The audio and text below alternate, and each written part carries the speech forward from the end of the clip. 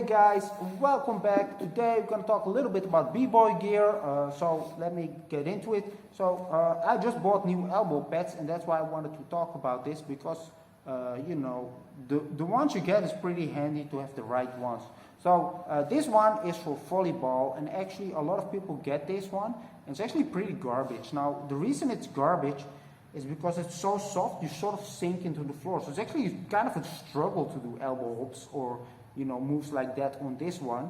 Another reason it's actually kind of bad is because, like, I have bursitis on my elbows, right? There's fluids on your in your elbows basically, and because I do these moves all the damn time, and when I wear these and I go on hard floor, I still actually after a while it begins to hurt, but that's me personally. I guess some people really can do it without anything and never hurt themselves, so that sometimes really depends on the person. But when you're practicing, I really suggest being safe and wearing these anyway, right? But like I said, the volleyball ones, not the best. But I bought these, and they look exactly the same when you buy them. But these are actually for construction. These are knee pads for construction, but if you buy a small size, you can just wear them on your arm, right? And these are a lot more firm. And I can go pretty much on hard floor or whatever floor I like, wear these and do it endlessly, like elbow air flare endlessly. Even like that stuff on your elbow points and elbow hooks, really, really good ones, right? These are more firm and they're for construction, but other than that, they're exactly like the other ones, right? Now, what I also did is put duct tape on top. Now, when you don't do this, I'll show it with the other side. Oh, shit! You slide, right? So when you do some move like elbow flare, you slide from your elbow. So putting duct tape on, very handy, and you won't slide, right? You have grip on the floor and can pretty much, bust moves. And you can leave, like if you have like the volleyball one for instance, you can use that one if you want to spin. So that's pretty handy to have, right?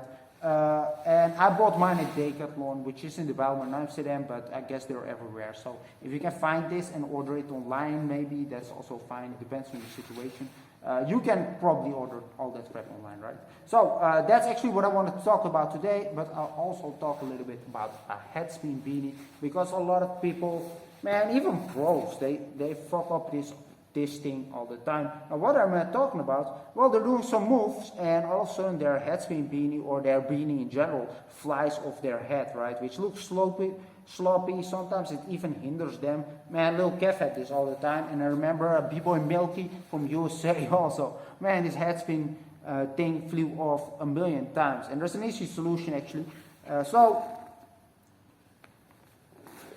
This is pants elastic. So that's the elastic that's in your pants, but you can just buy this at your general store. I bought this at Hema, and what it's actually, you can buy a big roll.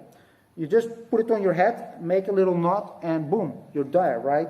Basically, this way your beanie will never fly off, or whatever you have, right?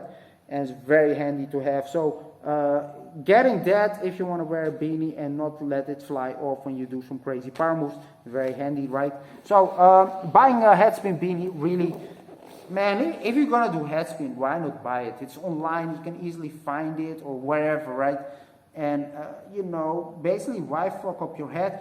I do know people that can do like endless elbow air flare or elbow jumps or whatever on their bare elbows and not hurt themselves. I also know people that can actually easily spin on their bare head and not lose hair or anything. I just look at that and already lose hair, right? So it really depends a little bit on the person. But when you're just practicing and not battling or something, I really suggest wearing a beanie, right?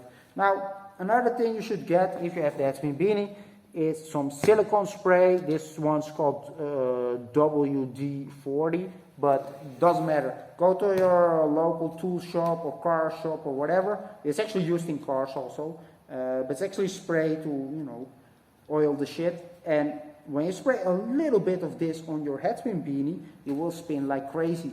Very handy, of course, because on some floors, even if you have the beanie on, you will not spin very good. So you can buy that stuff, spray a little bit, but be careful. First let it dry a little bit, right? And don't go somewhere, because you can leave a spot on the floor which is very slippery, and you don't want to mess up other dancers, right guys?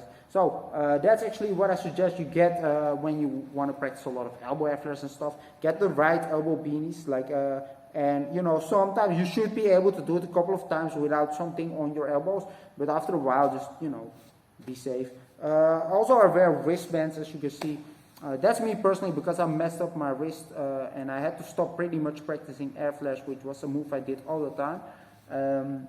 You know, and basically wearing this is a real reassurance of my wrist. They're not special or anything. These are actually like bands you can use for your 90.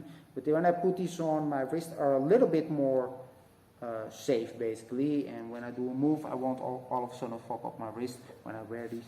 This is totally optional, and when you're a little bit younger than me, because I'm like old as hell, right? I suggest actually not wearing this if it's not necessary, because your wrist can still get stronger.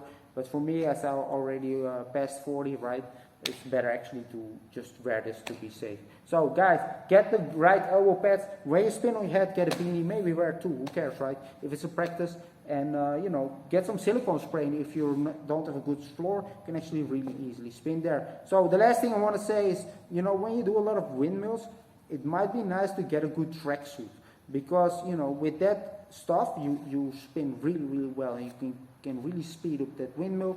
But then again, you know, you sort of have to be able to do your windmill with any clothes on. So but it is better when you have that tracksuit, because you simply will go faster and better.